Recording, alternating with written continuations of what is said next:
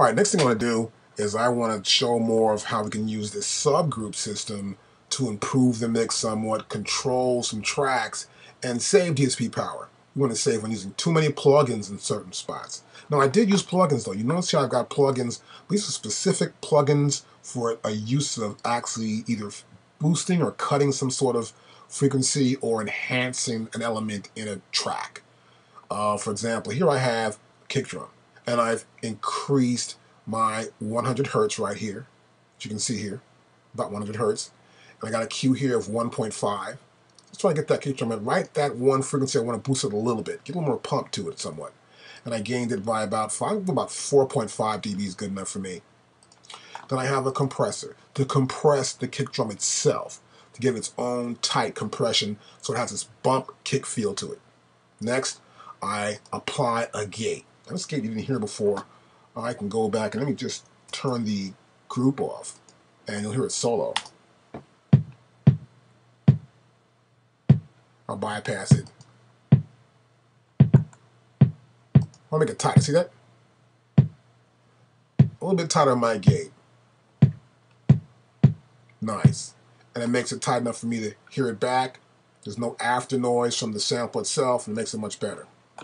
Now I'll turn my group back on. Click here. Yep, it's on. And I went here on my snare drum.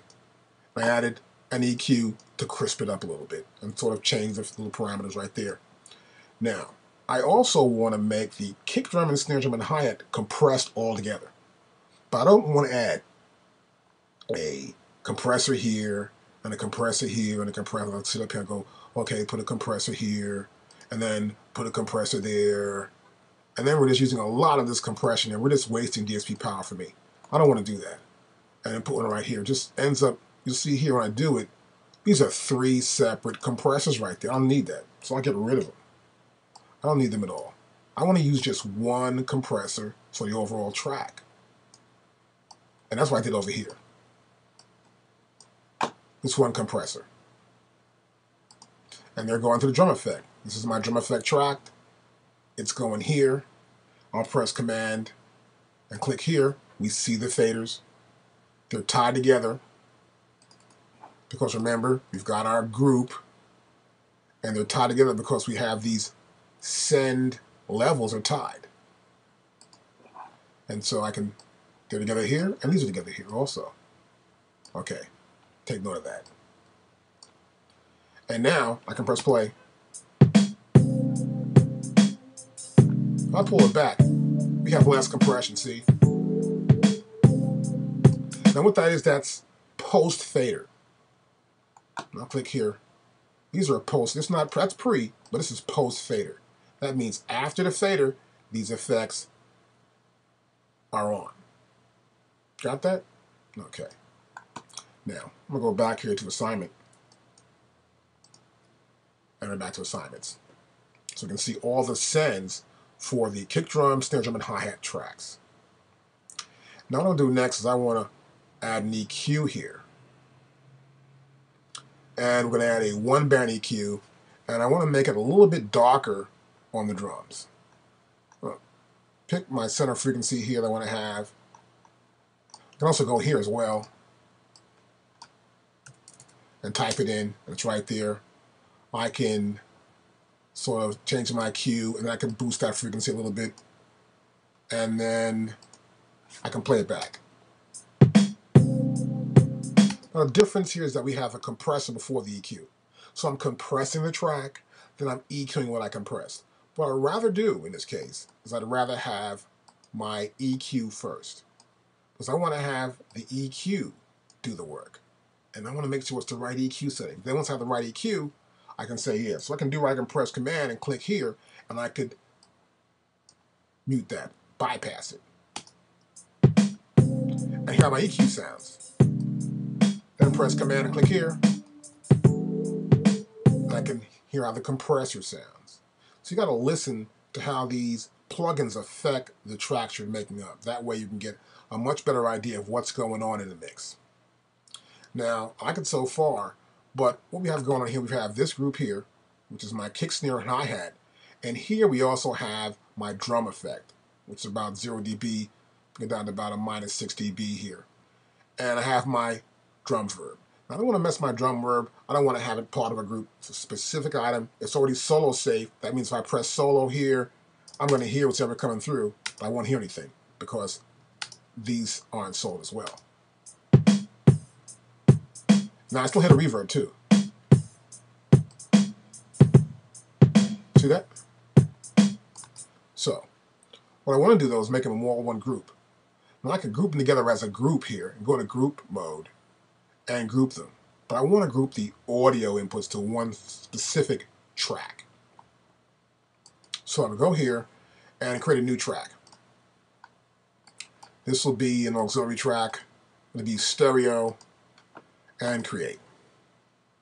It's right here. I'm going to call it drum mix. And next, I want to go to my I/O and give it a setting for this I/O. And it's going to be drum mix. Okay, one more time, and we're in.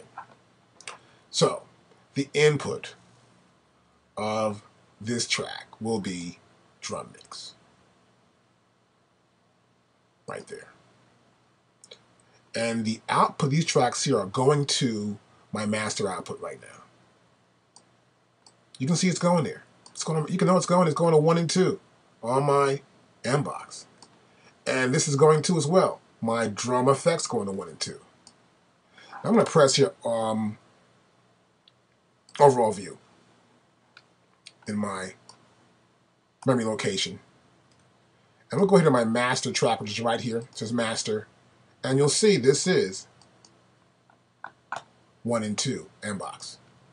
That's where it's summation M. That's why the sigma sign is here. It's a summation. Everything comes there. It's the sum of all the products. So everything is the sum of everything goes in there. They're all filling it up. They're like cups, containers, and this is the big container. Everything's going in here. Okay? So let me go back to my drum view. And let me also put back in my drum mix. There we go. That's cool. Now I've got this set up right. What I want to do next now is I want to take the kick, snare, and hi-hat and send them to my drum mix. So I'll click on here, I'll go to bus, and I'll go to drum mix. I'll click here, I'll go to bus, and I'll go to drum mix. So I'm sending these sounds into that container. And I'm also going to send my drum effects to the drum mix. Okay, now they're going to drum mix. Now I'll press play and watch this. The drums are stopped. This one track is controlling everything. We still hit a reverb of the drums because my drum reverb right here, this return from the sends is solo safe. That means if I press solo, it's still going to hear it no matter what.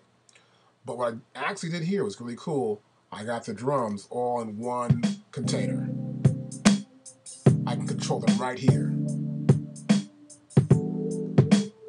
Now I can even add a plug in there to save on even more power. Instead of keep putting a plug in there, I can put one right here. This will make it easy. I can put a Maxim here. It's a real cool plug I like to use sometimes. And I may want to just get some sort of limiting.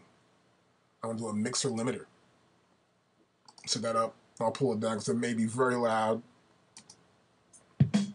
See, look what happened. It boosts the signal up real loud there. It's making sure it doesn't go above this dB right here.